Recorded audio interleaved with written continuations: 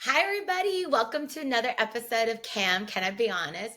I have my amazing special guest, Olivia. Olivia, thank you for coming on. Hi, thank Yay. you for having me. Of course. Thank you for, you have such a busy schedule. So I love that I was able to jump on. So thank you for making the time. Olivia, tell us a little bit about yourself. Oh my gosh, so much to tell. What a loaded question. The simplest one is often the hardest one, actually. Yep. So true. So I grew up in Oregon, way out in the country. So was like a little country kid. And from the time I was really young, I just wanted to leave Oregon. Mhm. And part of that was like, I did have some tough family dynamics growing up. Like my mom was an addict, and there was a lot of mental health issues in my family. And so it kind of created a dynamic where I was like, okay, I can't control everything else around me, but I can control me. And it made me like very driven, and kind of a perfectionist, which I had to work on a little later in life. But it really kind of drove me to want to go out and like do more and experience more than kind of my hometown. And so, but I will say, while I'm talking poorly about my hometown, that I do love it now. And one good thing did come from it because I met my husband, the love of my life, when I was 17 in that hometown. So I have to give it its like proper kudos for that. Totally. Wait, and Um, how many years? You guys have how many years together? so we Married. have been married for, let's see, we got married in 2012, 13 years, 14 So years. 13 years where Yeah. very few people even have that. And then together, how long have you guys like known each like how long have you guys known each other? Like pretty much most half of So, your lives, right? oh yeah, we actually, I think it's this year that we're going to pass the amount of time where we would have actually been together longer than we were alive before we were together. Stop Isn't it. that crazy? I love that. Yeah, so we met when I was 17, so we're about to kind of surpass like having been together that many years. And I think that's such a beautiful thing. I've known of Olivia for many moons, many years. We Many. go way back, and so being able to see Olivia just flourish, grow, but just also because I knew Brock too, and to just see him, like just to see both of you guys. You guys have to go to her Instagram and watch her content. I mean, her TikTok is really good, like too, but her Thank Instagram, you, every thank you. time I see it, Olivia, I get so happy when you garden. I just get excited because I'm like, oh my God, what are we gardening today? You know what I mean? 100%. I know. Like some of my friends are like, "Is are you gonna hang out with us?" And I'm like, "No, it's spring. We got to get those plants in. Every weekend is full. Sorry, cannot see you."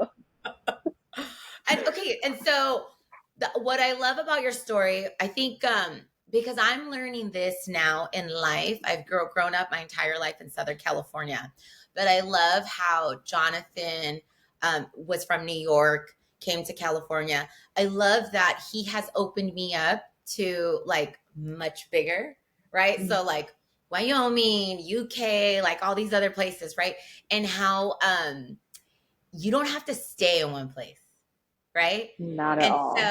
so I love, so can you share a little bit when you guys made the decision? Oh, by the way, you have an amazing Airbnb in Thank Joshua you, Tree, thank right? you. Yes, yes. Oh my God. Yeah. You guys have to check out her Joshua Tree. The house is, by the way, I get excited with just the rabbits that come by when you film them. I'm like, there they go. There they go. A But hundred percent. so you guys were in LA for how long? And then when did you guys decide to make the move?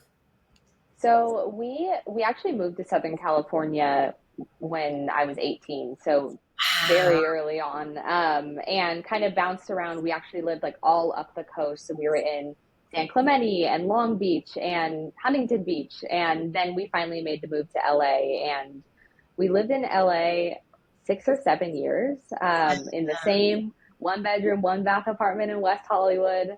Um, and it really was an amazing experience. I think career wise, it just opened so many doors. And that's when we kind of got into real estate investing. We also have some Airbnbs in Oregon. So it really was amazing for us and such a great experience. But during 2020, when COVID happened and we were all shut down, we went to live in that Joshua Tree house for about 8 months. And then things started opening up again, and we just kind of looked at each other and were like, we just can't envision going back to the same like tiny apartment in West Hollywood after living on like in a house, which was Yeah. the first time we had ever gotten to live in a house together, like as Yeah. adults, and had a property and, you know, Yeah. places to hang out outside, like all the things that I was missing. And so we had already been thinking about moving, and this kind of just sped it up. Like we probably would have stayed in LA a few more years had it not been for COVID. But Yeah. yeah, we picked up and we moved to Austin, Texas, and we've been here for 4 years. Yeah. Okay. So what was what was the thought process when you were thinking like, because you guys were in West Hollywood, was it just like one day you woke up and you're like, I want to do Airbnbs, let's look at Joshua Tree, or like how did you get inspired, how did you and Brock get inspired to move into that? Yeah, so basically, we really wanted to buy something. And we had saved a ton of money. And so we were in LA. And so we thought maybe we're going to buy a condo in West Hollywood and try to make that happen. And we actually went and toured a few. And at our price point, it was a very depressing tour. It's like you could open the door and see the whole thing. They're like, that's it. We can't all fit. Can Sorry. we share? Wait, can we share how emotionally depressing and It was like so depressing. abuse, right? Isn't it like abuse where you're just kind of like, wait, I'm sorry, my budget is this, and what do I get? Like, No, I'm like, oh, where's the rest of it? Yeah, yeah, no, it's like so I think we realized pretty quickly that that wasn't going to be realistic. And so we started thinking about places that we love that were within driving distance. And like the amazing thing about Southern California is you can drive a few hours in any direction and be at the beach or the mountains or the desert. Like everything is really at your fingertips. And that's yeah, what I miss the most.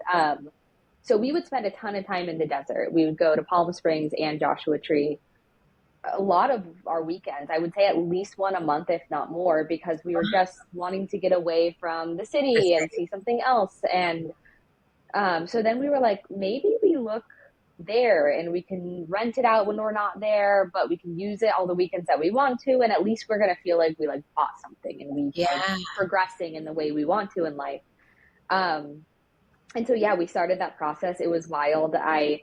We got a real estate agent and started looking at places, but it was pretty chaotic because Joshua Tree is like 2.5 hours away from LA. So every time we'd see something come on, you know, that live that we were interested in, we'd be like, are we going to drive the 2.5 hours to go see it? To yeah, potentially not like it and then have to turn around and come back. yeah, So we were doing that a lot and it was really exhausting. And I was like, you know what? I don't feel like this is really working. Like I want to buy a place, but everything we tour is like not great.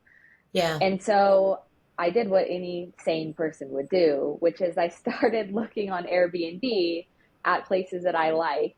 And then I would try to find the owners on Instagram, Really? like a crazy person. And then I would DM them and say, hey, will you sell me your house?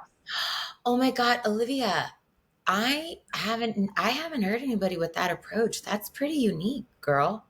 Ain't that? It was Ain't it? brazen. But it very, but gosh, you know what I mean? Because I've known you for so many years, I feel like that just goes so with your energy. You know, I feel like that just goes perfectly with your story of just from how, come on, 18 and moving. Like, who Yeah. does that? People don't even know how to do their laundry at 18. Do you know what I mean? Yeah. So like I love that was the way you were, that was your drive, your approach of like, let's see who gives. Totally. And like truthfully, I probably DM'd 30 people who never responded or said, you know, no or whatever. But I just had one person respond and say, actually, this house is not for sale, but we have a second one and we're really considering selling. And I was like, do you have any pictures? They sent me a few pictures and I was like, we would be prepared to make you an offer. Oh my And essentially it was never on the market. We didn't have to compete with anyone else. love it. And we were able to buy it fully furnished because it was already an Airbnb, Yeah. which really helped us because I'll say like now that we have done more Airbnbs, like we have two in Oregon, Mhm. that I've like fully furnished. I'm really thankful that for our first one, we didn't have to like worry about that because it's its own headache. Yeah. And I think I would have been like too overwhelmed buying a house for the first time, furnishing it. And Yeah. that was my first time actually hosting on Airbnb was like the house we bought. And so there were some kinks to work out in terms of like how you be a good host and all Yes. those like You just don't know on day one, and you just have to No. do it and make some mistakes. But okay, so let's talk about that. I feel like what I always try to share here on Camp Can I Be Honest is that, you know, you got to fall in love with failure. Mm-hmm. You really do, right? Because like think about it. If the Olivia that was scared to fail with their, your guys' first Airbnb, you wouldn't have the other ones that you have if it Totally, wasn't for you not you both of you having the courage to say yes to risk and failing. totally. And truthfully, I think failing always sounds scarier at the beginning. And I think once you've like failed at something a few times, you realize like nothing catastrophic happens. You know what I Yeah. mean? Like, I mean, I'll obviously caveat that like Yes. don't do anything crazy, crazy, but like, You're like, let's be it's responsible. yeah. And like with Airbnb, it was like, if I made a mistake that meant I had to refund someone their entire stay, well, that's a bummer, but life would go on. Like it's okay. You would learn from that and you would keep going. And so that really helped us at the beginning to orient ourselves around like, we're going to make a few mistakes. It's okay. We took everything a little bit more personally back then. Every review that comes in, it's like you're pouring your like heart and soul into Yeah. something. And now Yeah. I'm like, it's a business. And if someone Yeah. doesn't love the stay, it's okay.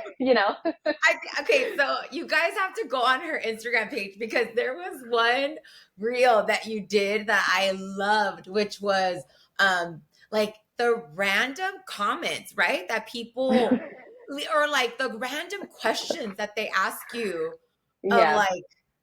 whoa, where are the pots? And it's like where the pots should be, right? Yeah. Like Just where pots go. Yeah. you're like in the kitchen, in the instruction book. Like it tells you. Totally. It's so funny because you see like all of the same like repetitive questions all the time. And it's so funny too because like Brock and I laugh all the time. Like there's only two types of guests. There's like the guest who like never responds to a single message of yours and they go and they have their stay and they do their thing and they're enjoying it and they don't want to hear from you, which is totally fine by me. Yeah. And then there's the person who's like, I want to be friends. Like, let's hang out. And I'm like, I'm your host. Like, we're like, they want to tell us like what I they're mean, can doing you blame throughout the him? day. Can you blame him? I'm sure you're because you're just so kind. Oh, That's thank always been you. you. That's always been you. Like you've always been the person that can like easily like, hey girl, let's go grab a cocktail or some dinner. You know what I mean? So Yeah, I can see why they would be like, oh my god, let's be friends. totally. And it's fun because I mean, Joshua Tree was a really amazing experience specifically because everyone who's going was like on a vacation, which is a Yeah. very different vibe. It has its own shortcomings, I'd say, because obviously when people are on vacation, they act a little differently than they do if they're on a business trip. And so you can imagine the house has slightly more wear and tear as a result of that. Oh yes, yeah. But the Airbnbs in Oregon are so we're from Eugene, Oregon, which has the Okay. University of Yep. Oregon. So it's a little college town. But the college itself is amazing and a lot of people come from out of state and so their parents will Mm. often come and want to visit. So a lot of the people staying at our Airbnbs are like parents of college students or Oh, people okay. coming to track events or whatever. And it's funny because it's the parents who like want to be friends. Like they're just like want to talk all about the town. They want to learn more about where their kid is living. Like they want all the recommendations. They're like, where do we get a Ah. margarita? All the good stuff. So then, okay, so you guys built, I mean, you build this empire. You guys are, do you mind disclosing? You got to tell us how young you are, girl, because you're pretty young. 34. Okay, 34. I love that though, Olivia. You really, I don't know if you've done it yet, and I feel like you have, but you really got to sit there and give yourself like major credit because of what you have been through in life. You could have easily given up at any time and said, Totally. Yeah. "No, no, no, one Airbnb is enough." But what I love is that like not only have you guys created your empire, but it's like it's your brand now. Hmm. And then you guys are branching into other stuff, which is super exciting. You know what I mean? Yeah. So 100%. so with with all of that, I'm a huge believer. Like you know very closely. Olivia was completely a part of my journey when losing Andres and all of that. She was actually at the funeral. So with all of that, which is funny, Andres's dog just Cora just barked. She's gonna be 15. I can't believe I'm gonna have a quinceañera with this girl Oh, already is gonna be 15. With everything that you've been through, and you're very resilient and you're a very happy person, right? And you've accomplished so much. You have your master's from USC. Like, how does Olivia do it? How does Olivia do it, especially even on hard days? well, it's so funny because my answer to that is so much different in the last like 2 or 3 years than it would have been any time before that. Yeah, Because like I said, was very motivated to be like perfect. That was kind of like my goal at all times. And the challenge in that, and I think when you have some like childhood trauma that ends up resulting in like a perfectionism trait, yeah, um, I really got all of my value out of accomplishments. mm, So to me, it was like I'm always chasing that next thing. And then there's some upside to that because I was successful along the way and I got to do a lot of amazing things. But the downside is it becomes harder to like satiate that want the more you do that, and you feel more and more hollow after every accomplishment that like doesn't fill the hole. And eventually you have to take a look at like what is that hole actually and like what do I need. And so the last few years have been that for me, which has been really amazing. And I feel like I'm still on it, but I also feel like I'll always still be on that journey. yeah, Um, but yeah, like I think if I'm honest, a lot of that success came from just like white knuckling my way through being a perfectionist, not letting anyone see any sort of blemish, yeah, and seeing how far that got me. And I think now I still have the same like drive, because I do want to be successful, but I think success just looks a little different to me now.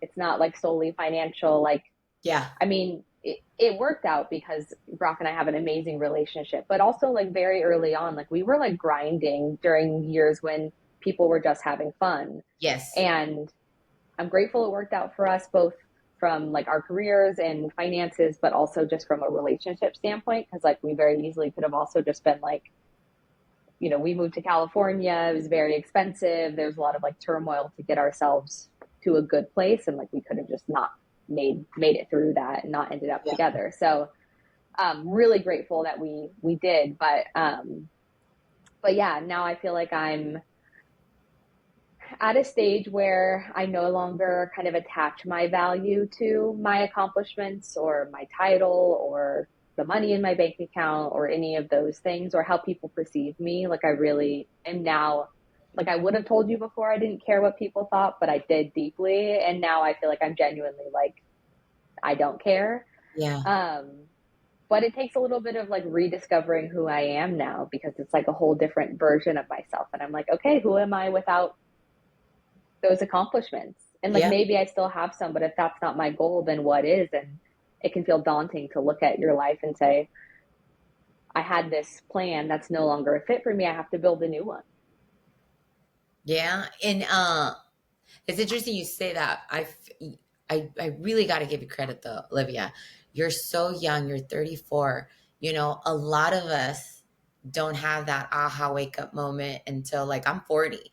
And it took me COVID to kind of Yeah. really understand like my title, my job isn't me, right?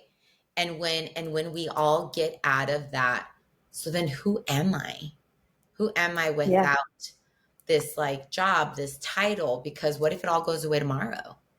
Right? Well, and also those things are like a very, at least for me, I found it to be like a very convenient mask where Yeah. if I'm, like I worked at Tinder for many years and did marketing and partnerships for them, was like very proud of my work there and was proud of my title and how I had worked my way Yeah. up. Girl, you moved your Um, way up fast. Olivia's being a little modest. She moved, not only did you move your way up fast, you brought in some great ideas for them because I feel, maybe I'm biased, I feel like you brought a lot of wholesomeness to the Tinder marketing. Does that make sense?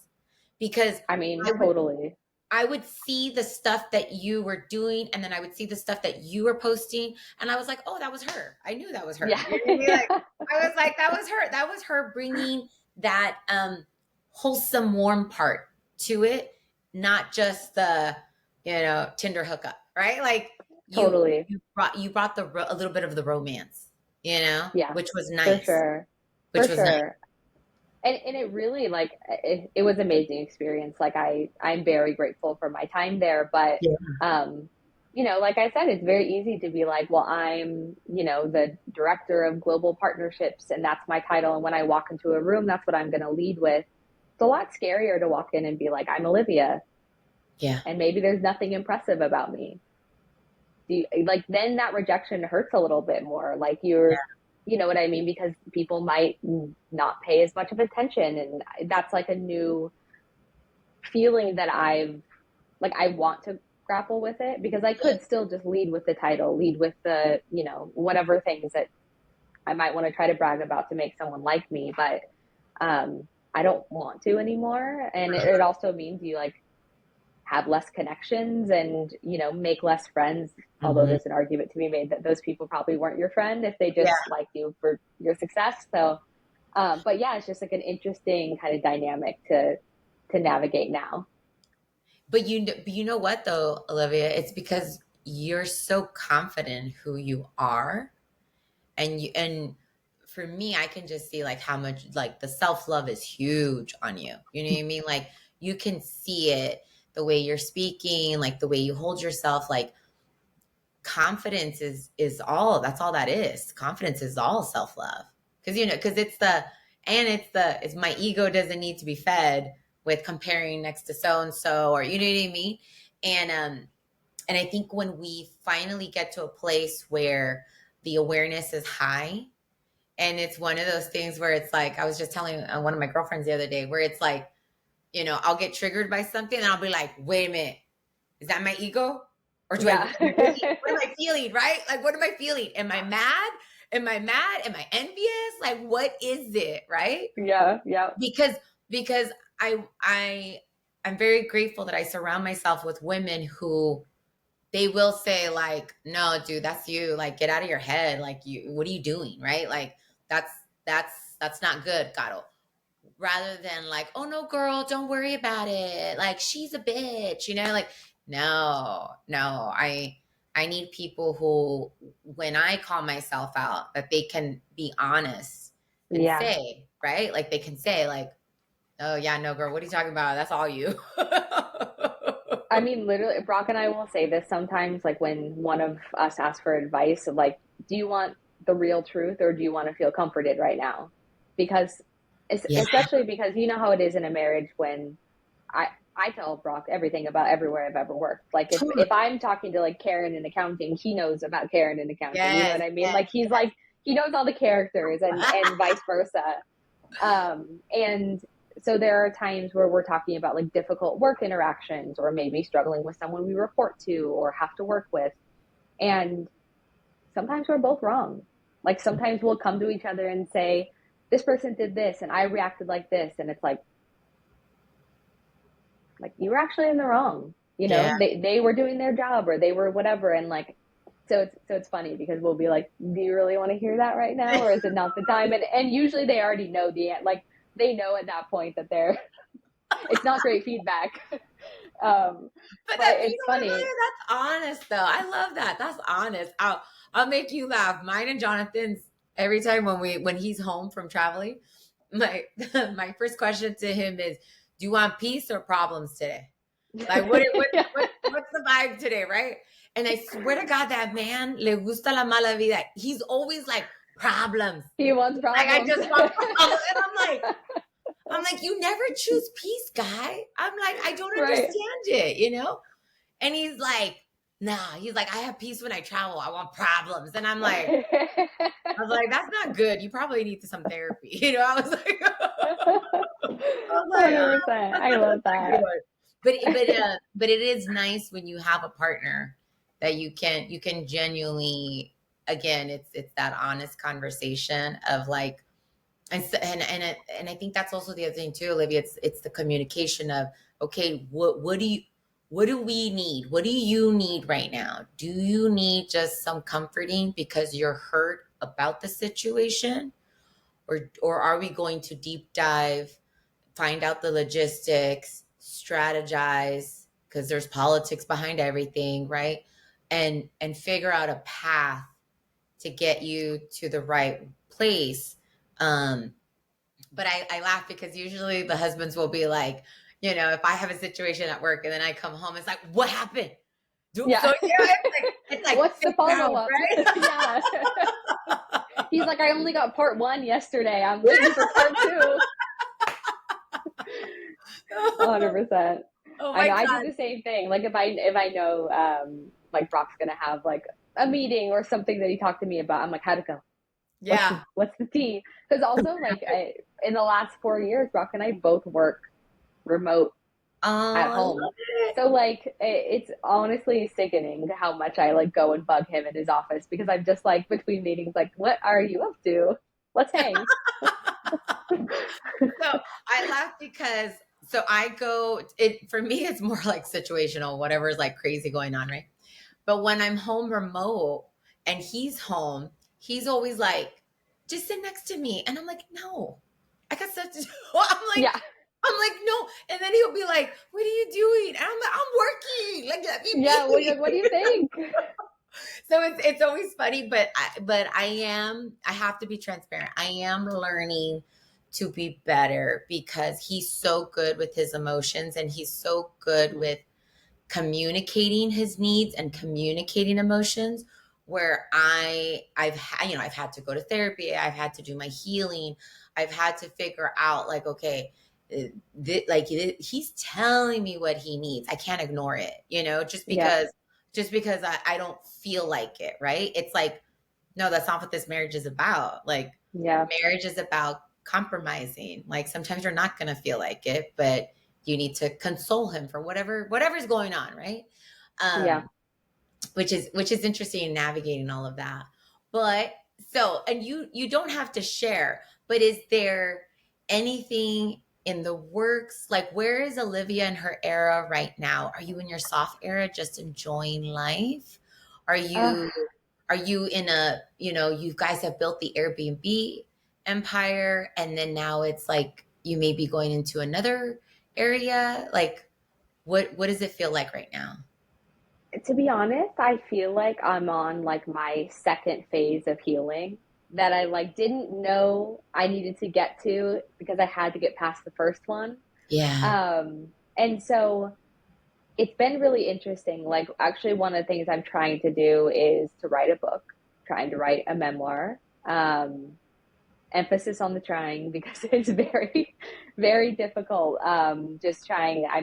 I obviously want it to be like good. I don't want it to just be, a chronological storytelling of my life. I want like there to be. There's a lot of lessons and takeaways that I want to be included, but um, so I've been trying to work on that, and I think it's been really helping me figure out. It's like a little bit of the like it's an analogy and a literal like what's the end of the story. Yeah. And so I have to, and I think right now, like as I was writing, I realized that like I'm not in a place personally right now where I could end this story because I know there's some work I need to do. And so it's really helped me figure out like what does that work look like. And I also just think because I was so focused on my future and moving ahead and like accomplishments and perfectionism and all that, my mindset was always like, I don't look behind me. I only look forward. Like, I don't want to fall into a victim mentality where I feel bad for myself for what I've been through. So I just like push forward Yeah. and never look back because I feel like to me, it felt like a sign of weakness to like look back. And now I'm in an era where I don't believe that anymore. And I think that like I was blocking myself from a level of healing by not allowing myself to do a little look back and to say, what does closure look like for me? And like, I'd never really thought about that before. And like, what could I do that would help me? And what do I even need closure in? And like, maybe there are some things I thought I did and I don't, but then there are other areas that I still need to explore. Like, so I'm really in this, I would say like my curiosity era. Like I am super curious about what the next 4 months, 6 months, 1 year looks like for me. And I'm trying to be really open minded as I try to figure that out. I mean, that sounds amazing, but again, that also sounds like you've done so much work. And I think the biggest thing too, Olivia, is that you know who you are right now. And I always tell people when I'm mentoring them, is one of the biggest things is clarity, right? Mm-hmm. Is that I'm like, look, you the goal, tell me the goal. But if you don't know exactly what that goal is, right? So for example, dating, when it comes for girls for dating that reach out to me, and it's like, oh, I just want a guy. I just want, and I'm like, okay, God and the universe are going to throw you any guy, right? Like, what is that guy Yeah, look, you got or to what be is that? specific. You got to be Yeah. specific, because you have to know what that path is going to be. And then once you know what that path is going to be in any goal, then you know what work you have to do. You know who you have to reach out to talk to find out, hey, how did you do this? And hey, can I tap into you? And hey, um and I was just talking to my sister the other day. We went to a women's event on Sunday, and it was interesting because she was sharing about how, we've kind of always been taught to like network up Mm-hmm. and then networking up. And her perspective, I was like, wow, I really like that, because I think that can just help so much more, is networking more like at a linear level, right? Because it's, well, why not? Why can't I collab with that girl who's also working really hard to get where she's at? And it doesn't have to be the person with a ton of followers, because that also, with the way world is now, it's like that doesn't also mean a lot either. You know what I mean? Um, and a lot of the times those people are like clout chasers. So I mean, I'm being judgy, but like a lot of the times I'm like, okay, well that's where that went. You know what I mean? So it is interesting, when it comes to goals, that it is like, okay, what is it exactly that you want? And I just Totally. hear so much self-love. I hear so much confidence from you. And can you tell me, did you do any type of training for the DIY stuff you guys do? Because I'm No, like, no, because there's stuff you guys do to the houses that I'm like, that is gorgeous. And does she thank just look at you. it on like Pinterest and then just do it one day? Like, You know what? I'm very good at knowing what I can do when it comes to like home okay, stuff. And there are definitely things that I'm like, that's above my pay grade. Like I will not be touching any sort of like electricity or anything yeah. like that. Like that's and honestly, like one of the reasons why I actually started like doing home stuff and creating content around it is because I felt like I was missing people who had a level of interest in like home decor and design, but weren't those people who have 50 power tools and are like cutting lumber in their backyard to reframe a door. Like, and I think like those accounts are amazing and I follow a lot of them and I'm like Mhm. inspired by them every day, but it's actually not my goal to like become the person who can like build a house and whatever, but I really love home design. I feel like I have like a very specific style and I that I really love and I know what a vision is for a room whenever I need to decorate one. And so I wanted to create content for people who are like, this is the more attainable thing. Like, we're talking about like how you pick the art for your living room, which is, much everyone has to do that, if you're furnishing a house. But, I'm not going to build the like faux wall, decorative wall in the living room. Like that's not going to be my vibe. And you could definitely follow a million people who do that. But I think there's a lot of people who have design as a hobby and want to find others who like that too in a non-power tooly type way. See, but Olivia, what you just said, I love, and that's why you're growing. Like that's why your account is growing is because there's a difference when someone does an account to do that and want that attention. Mhm.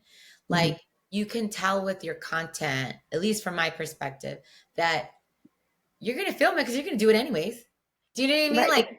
Yeah, it's not it, 100%. right? So it's like so it's not because you're like, okay, no, today's content has to be this, so let me schedule that and da-da. It's a day in the life of Olivia and Brock where you're gardening today or your backyard is gorgeous and it's Thank you. beautiful and like you know what I mean? And what I love so much is that it's just so real. I connect with it because I'm like, this is just so real. Like they show you how the backyard looked and what they did. And it wasn't all one day. It wasn't all what because like I think one of the projects that I saw that I really like enjoyed, but I also appreciated the communication was that you also don't try to come off as like, oh, we're gonna spend a ton of money because we can and da da da da. No, it was this is part of the project, but this is expensive. So we're doing this piece first, and then it's this piece, which Hmm. is, come on, in the economy that we're in right now, like, I just keep telling, the cam girls, I'm like, follow accounts that are just real. Like, follow accounts that are going to make you good. Like, you're going to feel happy and you're going to see somebody working on their backyard and be excited for them. You know what I mean? Like, but it's also Totally. it's not this big old mansion that you have it's contractors that are coming in the backyard and putting in palm trees, you know what I mean? Like Yeah. it's it's just for me, I just thought like, oh man, her content's just so relatable, it's just so real, you Thank know. you. Yeah, and I think like I mean, it's also funny because everyone, especially on social, talks about like niching down or like finding, your very specific audience. And my account is the least niche down. Sometimes I'm like decorating my house. Sometimes I'm talking about Airbnb. So I'm like a marketing consultant as like my day job. Sometimes I'm making I videos love about it. that. Sometimes I'm Or making your videos cat. about No, your my cat. cats. Oh my god, your cat is like my favorite character, girl. Your Thank you. cat has the vibe, and I swear some of the videos that you've done where I'm like, dude, that cat knows it. Like, what's up? What do you want? You're filming me today. You know what I mean? Yep, 100%. It's so funny. I swear every time the camera comes out, they show up. I'm like, what are you guys doing? Like, this is not for you. Well, Olivia, I'm super excited for you. I've been watching you over the years, and I think this is the piece that I like about social media is that even though I don't talk to you every day or I don't text you every day, I still feel connected towards you because I get to see the stuff that you're putting. And just like you said, I get to see the Olivia, the executive who's doing the marketing. I get to see the Olivia who's the boss babe who has the Airbnb. I see the Olivia who does the gardening. I get to see the Olivia that I know, and I feel like I'm catching up, and I feel like I get like, I'm the person that no matter what account I follow, whether you know me or not, I'm like, yeah, like Yeah. I'll like write a note, like I'll like whatever I'm saying out loud as I'm watching it. I'm like, oh my god, that looks so cool. But I think that's just me, and I really am excited for other people, especially because again, girl, like man, I can't wait. I can't wait to reconnect with you a year or two from now, and for you to tell me where you guys are at because I know it's only going to be big things. Do you know what I And mean? hopefully Like we'll be talking about my book. there you go, girl. There you go. You're gonna be telling me about your book tour and like all this stuff. You know what I mean? I And know, I know. it's coming, Olivia. And I'm such a firm believer, like God and the universe and our angels, like our angels truly protect us as much as the grief hurts, but grief is part of the story, you know? Oh, yeah. And once we know how to hug the pain, it's a little different. It never goes away, but it's just a little different. You know what I I mean? mean, 100%. I feel like it's wild because so obviously everyone who's listening doesn't know my story, but to put it short and sweet. Essentially, I had a really challenging family dynamic. I think I already said that, but my mom was an addict. I wasn't super close with my dad. A lot of our extended family had pretty significant like mental health issues and in ways that we weren't able to be around them. And I, obviously ran off to California and in 2019 got a call from my dad. And I just like, those moments where in your gut, I was like, I know Yeah. something happened. And I was like, I know someone passed away. But in a family like mine, I was like, there's like 15 people it could be that I would expect to get a call about. And so I was on the road when I got the call from my dad. And so I waited till I got home to call him back and was shocked and like rocked my entire world when I found out it was my brother, who was 31 years old, healthy, fit, successful. And I was just dumbfounded because I was like, how could it be him when we have all of these people in our family who are like doing drugs and like being reckless and all of that stuff. And so it's been a really wild journey since then of me. I mean, that's really what kind of cracked my perfectionism shell because I was too tired to hold up the facade anymore. Because I think grief just, it's so heavy on you, you cannot carry anything else. And so I was like, this whole thing, this persona, the like perfectionism, everything I've been carrying, I'm too tired to do it anymore. And so that really started my journey, but it took a minute because I was pretty numb for 2 years, did not do anything to support myself in grief after my brother passed away. And 2 years later, like almost to the day, like fairly close, my mom passed away. Oh, there. And so that sent me into a bit of a depression, which ended up being kind of a godsend because that was me being able to be like, okay, I really do need some support in this. So I did finally get in therapy for the first time, and worked on the grief, of course. But then I realized, like, I'm like, what I really need to work on is also like a lot of childhood stuff, like a lot of things that I have just been like blinders on, not looking at, but I kind of come to this point where I was like, I'm already split wide open from like double grief in a couple of years. I might as well work on the rest of it too. Wow. Olivia, I really appreciate you sharing that because you have no idea how someone just listening, how you could have helped them. Um, but yeah, that double grief is really, really hard when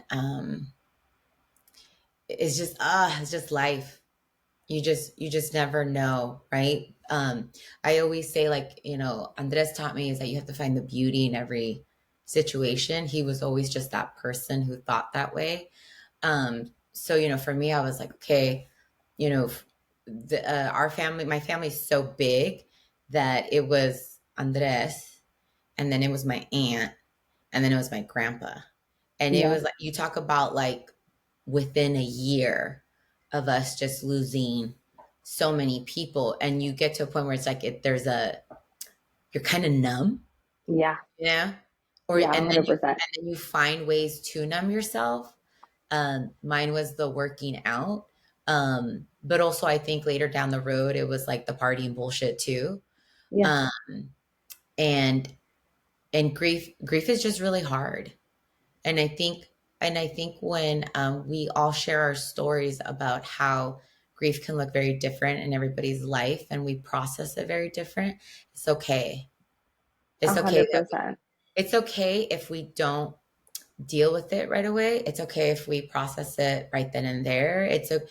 Grief is so, everyone has such a different, just a different way of dealing with it.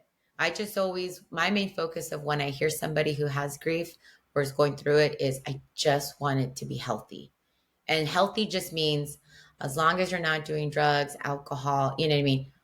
Just as healthy as possible. But, if it's just wanting to be home all day, then we're home all day, you know? Totally. I know. And I wish like it's so hard. I people don't talk about grief enough. We know that. And what's hard about it is it makes grief more isolating because you experience this really challenging thing and then you're like, wait, is everyone else experiencing this at some point too? And like, why aren't we discussing it more?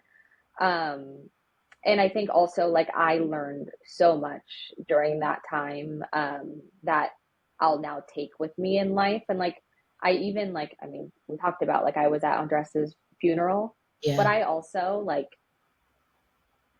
I think I wish that I was able to show up differently for you then. And I'll just say sorry now for not doing that. But what I well, what I mean is what I think people the mistake that they make when someone passes away is you do the thing in your mind where you say, well, they have so many people around them. They don't want to hear from me. I don't want to bother them. So you say nothing. And then everyone does that. And then no one's reaching out to that person. And like I had a little bit of that experience where I was like, so many people were like afraid to say the wrong thing or afraid that they would be bugging me that they said nothing. And I was like, then it's weird because someone passed away and it's like no one's acknowledging it. And you're like, you know what I mean? Like in my mind, and I don't know if everyone feels this way, but I didn't really feel like anyone could say the wrong thing. It was just the thought, of someone saying something that meant something to me. Yeah. No, I mean, that's very insightful. Do you know what I mean? That's very insightful for anybody listening who might have somebody dealing with that. I will say, being a Capricorn, um, I I just had a friend who lost her husband in a really tragic way. Um, gosh, last year, I want to say around September. And but he didn't pass until much later. And the place my mind goes is there's always so many people in the beginning. The first month and a half, there's Hmm. so many people where I found oh man, like I really appreciate that person is the text messages 5, 8 months later, Yeah, right? It was that wow, you didn't forget about me. And not to say anybody who didn't do that, like, oh, bat shame on you, like you weren't there for me. No, no, no, no, no. It's just that those were the little things that I remembered that now when I know somebody is going through something, I'm very good at just I want to respect them with their space because I yeah, just remember how I just wanted to be with my cocoon. I wanted to be with my circle. I didn't, I didn't go to work right away. Like I just wanted to just be sad and broken, yeah, you know? And then when it was having to go back into the world and figure out life and have to hug the pain, um, it was nice. But then like same, there was just moments that I'm like, I don't want to be reminded. Right? totally, Or like for me, it was like, I don't want to be around couples. Like I don't want to be reminded, totally, right? totally. I don't want to be around a couple and like, and that was just all my bullshit to navigate. That was all like, it wasn't like I love my friends. It was nothing on them. It was just my processing. Um, so I hear you. I agree with you. But amiga, that was never a thought in my mind. And I think you and I are such good friends, and we're the type of people who, whether we talk every day or if we don't, we can pick up like if we just talked two Yeah, seconds ago. That's always kind of been our thing. yeah, I love and respect you so much, and I'm just so excited because I can just see how bright your future is, and I just love because again, Olivia, you did the risk. You took the right risk at the right time. But I always think about you, Brock, and I think you guys just believed in yourselves. hmm, And that's all it takes to achieve the dreams is that you yeah, guys believed in yourselves and you guys were willing to say, okay, let's do this. Like, let's figure this out. And I admire that. And there's moments now going through like my own trauma and figuring out life differently where I'm like, okay, wait a minute. Like, I laugh because I always say like when I manifested Jonathan, like I wrote in there like just somebody to have an adventure with. Girl, this mofo gives me an adventure. Okay, yeah. I'm like literally weeks before we're going on our honeymoon, and I'm thinking, oh, we're just gonna be in Italy, and he's like, hey, we're gonna go to Egypt. I'm like, Egypt? We're going to Egypt? I was like, he's like, yeah, I want to see the pyramids. And I'm like, so we're going, okay, this is, I gotta say, To Egypt I we said I go. wanted the adventure, right? I was like, Right. I gotta go with it. So Yeah. I appreciate him so much for that, but it's also there's a beauty because we have to find the beauty in every situation. There's a beauty when and such a gift from the people we lose that they give us perspective. Hmm. And going forward, I'm very intentional with my time. I'm very intentional with who I give it to because it's so expensive. It's, Yeah. we never get it back. So I'm super grateful for you making the time for today. I know how busy you are, girl. And I love that. I love that we got to talk. I love that everybody got to meet you and got to see the Olivia that I know and how a badass you are. And I just can't wait to see what other great things come. So thank you. Thank you again for being on Cam. Can I be honest? Yeah, thank you for having me. This has been amazing. And we have to do it more often. I feel like I feel like I'm hanging out with you at our little desk that we used to sit out. And once again, like we're Right? back to it. Oh, and you know what? I am actually, I just need to do it already. I'm trying to get to Austin. I'm trying to do Please. a cam event in Okay, but August. you Austin. have to do it soon because the The summer heat, right? here is I know. I you do know. not want to come in the summer. I mean, you can, but you better be inside. Yeah, no, and that's the thing because I would want to do like because obviously the marketing and all of that, right? Like I've had to promote it, put it out there, and then so maybe I may have to do it like early fall. How's your guys' Yeah. weather in the fall? It's amazing. It's beautiful. Okay. So So it so toward the end of fall, it actually does get really cold. So okay. it gets to like in November or whatever, it'll start turning and actually be like 30 degrees, and we have a few freezing days. But the beginning of fall, like September and October, there's gonna be like 80-degree days. Oh, okay. I was even thinking like September-ish, but okay, that's cool. That sounds I good. mean, yeah, September would be great too. Okay, so I'm definitely gonna ping you. I have a couple of girls that are already in Austin that have been like, when are you gonna do it? When are you gonna do it? And I'm like, I know, I'm like, I still have Austin. There's one person in New York, I have another person in Arizona. So like just little by little, but again, it's just being able to get together as women and just share kindness and positivity. And Yeah, again, I love Olivia, that. you do that just being you. So I've always been grateful. Oh, Thank you so much for being on Cam Can I Be Honest? And this isn't the last time. We're totally nope. going to have you again, and I can't wait to see you. Thank you so much. Appreciate this. This has been wonderful.